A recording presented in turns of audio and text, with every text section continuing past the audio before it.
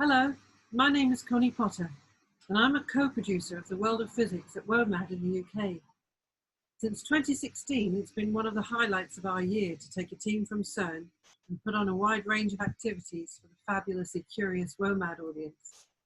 Sadly, this year we won't be able to see you in person, but we hope you'll enjoy the program we've put together for WOMAD at home. At CERN, I regularly invite and welcome a wide range of artists for a visit, often from the world of music.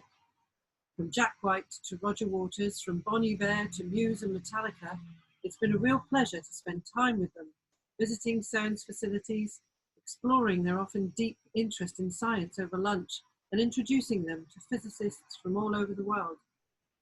Sometimes a connection is made between the artist and the physicist. They seem to speak the same language, understand the same highs and lows in the processes of creation, whether it be scientific or artistic. One of those connections was between Jeffrey Hangst, amateur musician and leader of the Alpha experiment in CERN's antimatter factory, and music legend and science fan, David Crosby. I'm delighted to introduce this conversation just for our WOMAD audience between my two friends, two individuals at the top of their game. Over to you, David and Jeffrey. Hi, Jeff. Hey, David. It's good to see you, man. You too. All right. So thanks to Connie and to WOMAD for hooking us up like this. This is a real pleasure for me. And I'm sure the audience will get a kick out of this. So we met at CERN in 2015, and I showed you around the antimatter experiment.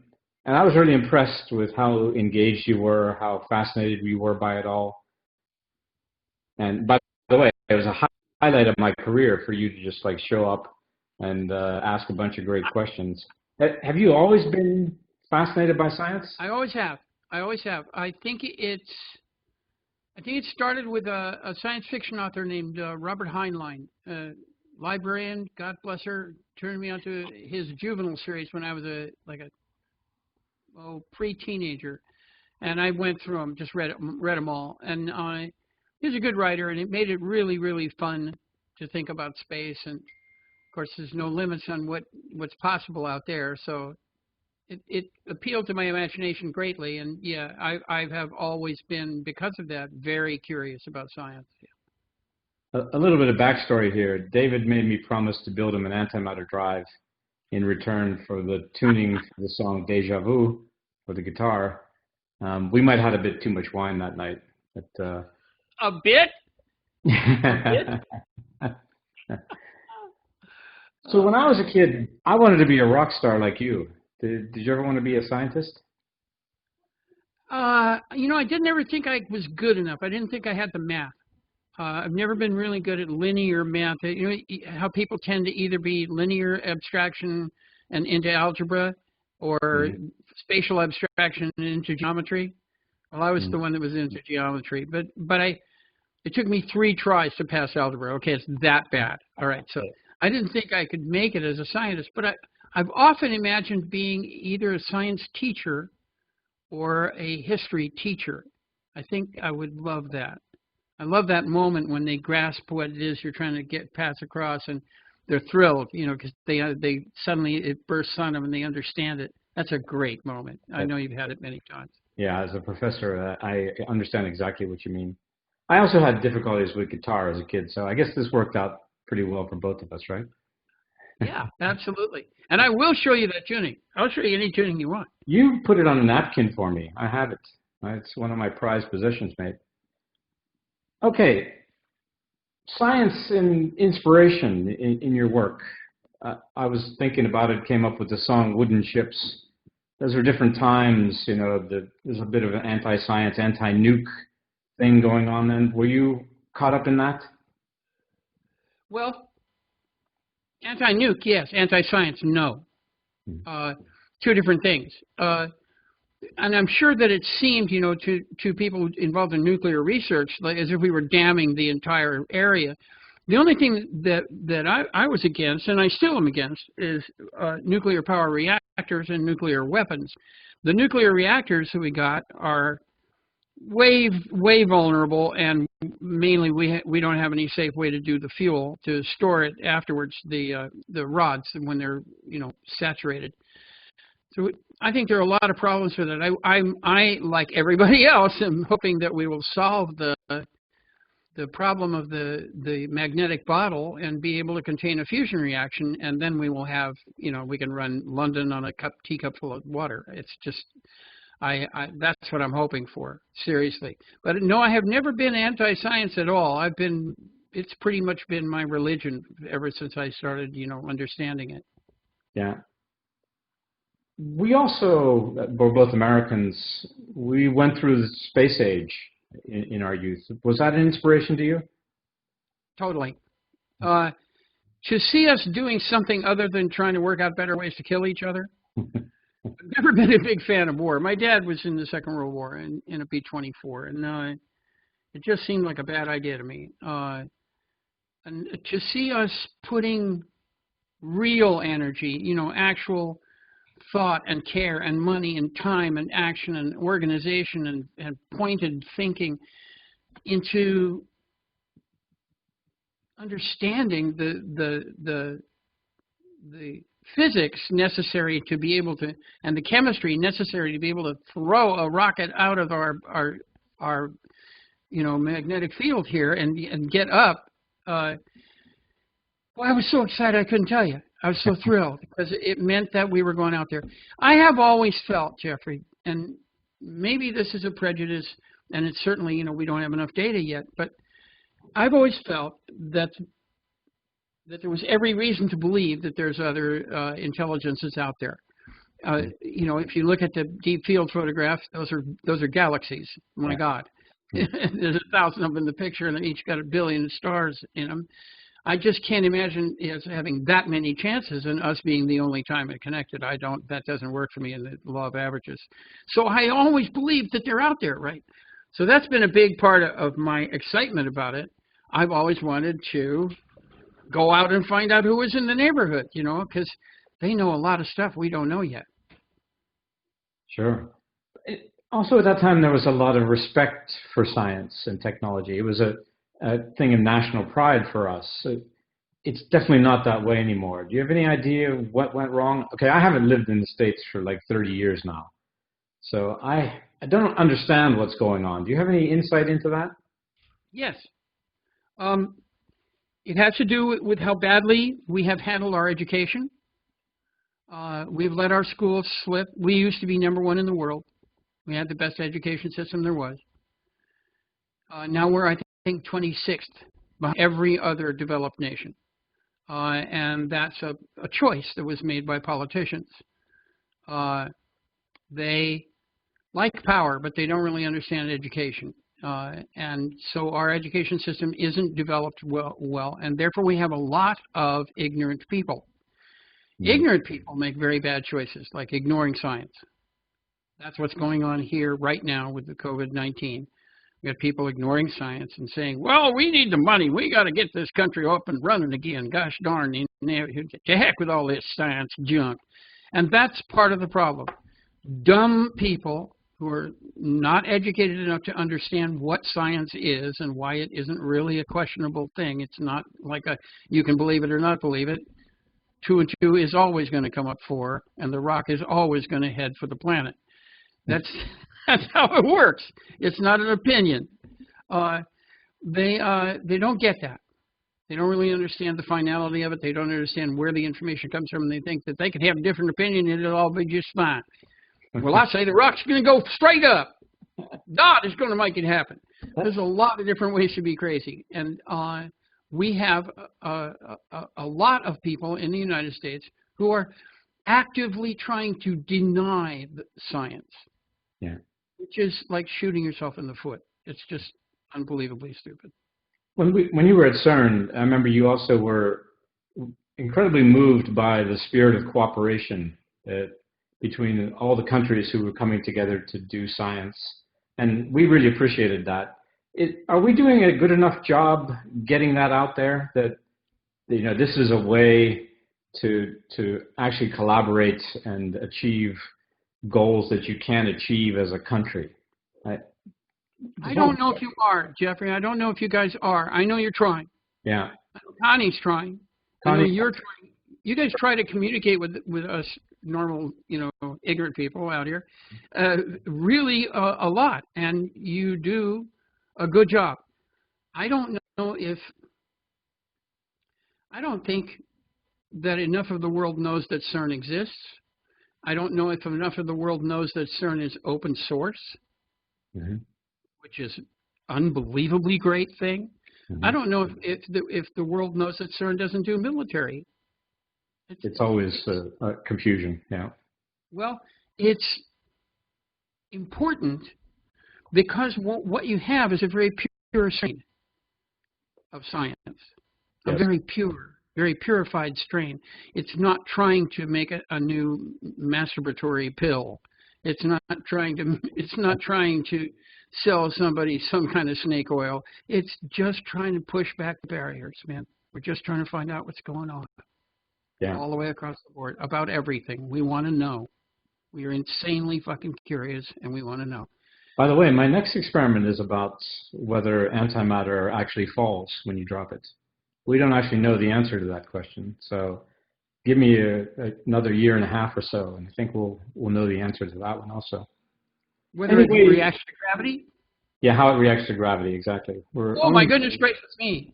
We hadn't built that experiment when you were there, but now it exists, and CERN's shut down right now, but we'll start up again in 2021, and that's one of the first questions we want to answer, and you'll be the first to know, okay? I really do want to know. If I had $10 billion, I'd put 5 of it into trying to figure out what gravity really is. Why are two particles of mass attracted to each other? Why? Why? Because they are, and it's really pretty universal. We so far haven't found any mass that isn't attracted to each other, and we don't know why. We think it's electromagnetic, yeah, but do we know what frequency is? If we knew if it had a waveform, we could cancel it. I mean, I'm fascinated. I want to know why. I want to put salt on its tail. I want to know what gravity is so we can leave here and go explore. We understand a lot about it. That's okay. We understand a lot about gravity, but not at the quantum level. But let's not go there. Okay. Do you have any suggestions about how we could do a better job to communicate with people? Obviously, reaching out to people like you who are well-known and appreciate science, that's Connie's specialty, and we really appreciate the fact that you're here. How do we get on top of this? I think your best shot is bringing people there and letting them talk to you. Jeffrey, the best thing that happened to me there was that you turned around and answered my questions. You were a real, actual human person, and I was utterly fascinated, and I asked you about 1 million questions, and you tried your level best to answer them. That's a pearl beyond price, man. I think if you bring particularly young people, teenagers, sub-teenagers, even children, but right around the place where they start to be able to think pretty clearly, teenage kids, bring them in there. Put them in that control room when you're running a circuit at a substantial portion of the speed of light, and just explain that to them, and then watch their faces. I think my experience meant sitting in the restaurant area. What do you call it? The restaurant 1, we call it. Yeah. Yeah, sitting in there and listening, and in between like 9 different tables. This whole table will be speaking Greek. This whole table will be speaking Russian. This whole table will be speaking French. And then they start talking to each other. And the amount of cooperative energy. Look, there's 2 kinds of energy in the world. There's competitive and cooperative. Competitive winds up at war. Cooperative winds up at a symphony orchestra or CERN. And that's what I like. I love seeing human beings working with each other to make us know more. I got to tell you, Dave, there's also deadly competition between experiments, but that's a good thing, right? That pushes us and gets us to go faster. But it's all professional, but nobody remembers who discovered something second. You know, that it's just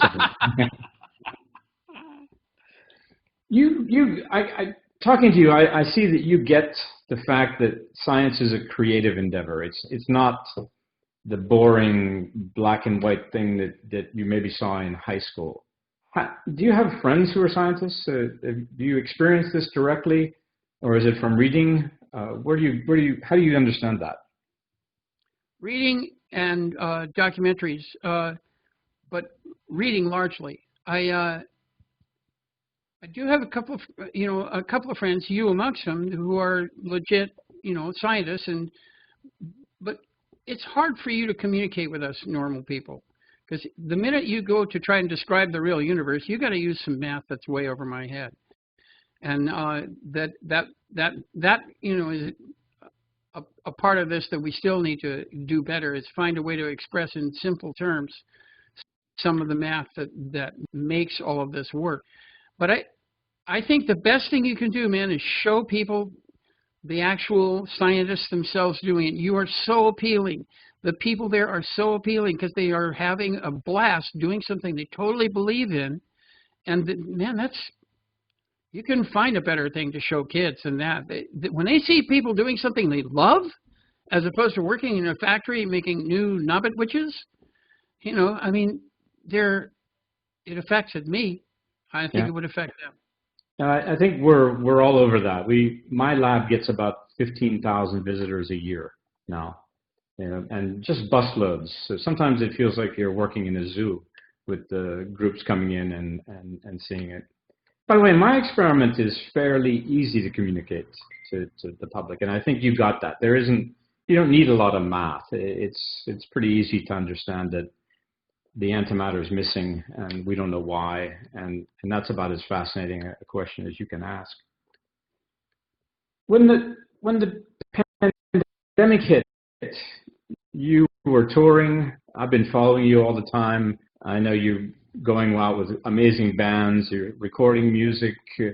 How are you dealing with this? You're having to stay home now, because I could see you were loving it, getting out there and playing. As a performer, what are you going through now? It's bad, man. It's quite bad. You understand that we used to have two sources of income, right? We had records and live performance. And streaming took away the money from records. We don't get paid for records anymore. It's like you did your job at CERN for a month and they paid you a nickel. It's just insignificantly small. So that left us with live performance, and we were grateful that we had live performances. Okay, I can still, sell some tickets and do a show, and it'll be all right. And then this COVID thing hit, and no live performance, period, anywhere of any kind, at all, period, anywhere, at all. So that took us right out. Now, it's hard for me, because I'm an old guy, and I'm not a big star anymore, but it's a lot harder for the young people. The young people I know are really struggling. A lot of them had to go home and they're sleeping on mom's couch because they simply can't make a nickel. And these are the most talented people I've been able to find. These are people that you want making the next bunch of music that's going to come out. So this has been a pretty horrible thing for us. Also, there's no we don't. We don't really have anybody trying to help us or get us out of work money. So that makes it hard too. I hear in England they are trying to do it, which doesn't surprise me. You're generally saner over there. But in the States here, man, we're so battered by this fool we got for a president, and by the insane stuff that he's doing every day. And he's dealing with the pandemic very badly, very, very badly. You look at the numbers; the numbers don't lie. There's Europe and there's us, and it's kind of sad. You may remember that the World Wide Web was actually invented at CERN. What's been the impact of all this on your career? You're talking about streaming, but we're able to talk now because of the World Wide Web, right? We're having this connection. But what impact has this had on you as a musician, this connectivity? Every effect. The interconnectivity between human beings allows the flow of ideas and communication back and forth, advances the progress of thought tenfold. What's happened between minds that are able to share work with each other and talk to each other and inspire each other, in the scientific world, you can measure it. There's no question that there's a huge uptick when we started having the connectivity that we've got now.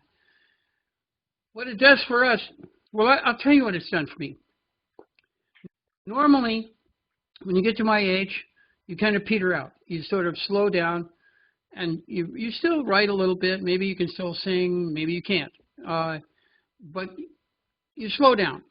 Now, because I can write with my son, who's 150 miles south of me, my friend Becca, who's in Philadelphia, my friend Michael, who's in Spain, my friend Michelle, who's in Toronto, at the same time. Yeah. Because we can write with each other, and we do, and we are writing with each other right now. I was doing it today on this computer with another person thousands of miles away. I don't know if Bach and Brahms and Beethoven and Sibelius and those guys sent letters back and forth, little swatches of writing, written music in them. They probably did. But this is incredible what it's done for my life. I would have been already pretty much retired years ago if I didn't have this ability to connect with people and write songs with them all the time. I wrote a set of words night before last, and I really liked them, and I have absolutely no idea what they're about. None. Zero. I don't, and they're really good, and I really don't know where it's going. So it's back to the 70s. Yes, except I'm not that stoned. I sent them immediately to James. Immediately. First thing out of my mind, I sent them to him right away. He sends back, man, holy yikes, where is this going? And I said, I have no idea. But just for the audience, James Raymond is David's son and an excellent musician, producer, songwriter. And give him my regards, by the way. I will do. He loved being there. He's a co-writer on a great deal of stuff, and probably one of my best friends in life, which is a really fortunate thing. If there's a perfect example of how the internet changed what was possible in my life. I can still write with a whole bunch of people, current time, successfully, and I'm doing it right now. During the pandemic, have you done any streaming of live performances, anything like that? I noticed some people have been doing that to try to fill in the gaps. I've only done one. I did one for Joe Biden because he's a decent guy, and he's 1,000 times better than the imbecile we got. So I did that. I haven't done any for myself because, truthfully, they're kind of half-ass, and I don't like, standing there in my kitchen or my bathroom going, and they call the wind Mariah. Just like, it's too sad. I need, a band and lights and sound and monitors and people to play to, for God's sakes. That's man, not having people to play to is just a killer. You watch Colbert and those guys, it's just... They get out there and they try to do their shtick, and it just drops totally flat, totally flat. So are you saying if I hook you up with a band of CERN physicists, you won't sing with us? I didn't say that. Okay, because I didn't say that. You did let me in the control room, so I pretty much am in your debt. All right.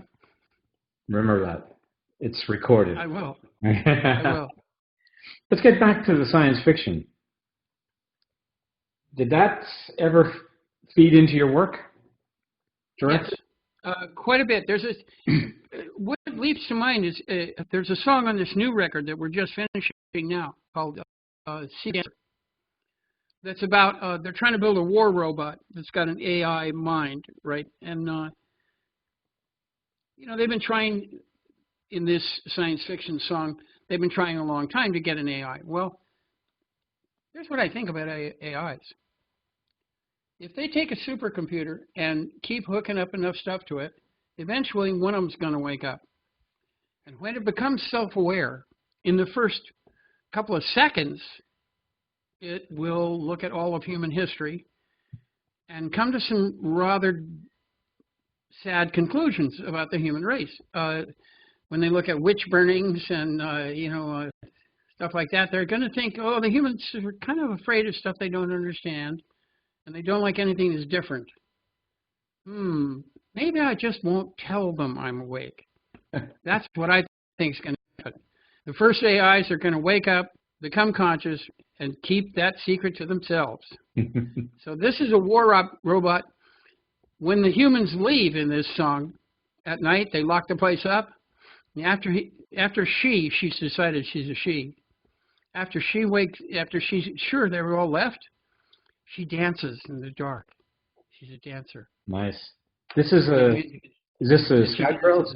Is this Skytrails band? Yeah. Yes, that's the Skytrails band. James producing, and he wrote the music. I wrote the words. It's called "Secret Dancer," and it is as science fiction as it can get. That's awesome. So I think we probably need to wrap it up now. All right. So again, thanks to WOMAD. Thanks to Connie Potter, who hooked us up initially. This has been a real pleasure, David. We should do this more often. Thank you, Jeffrey.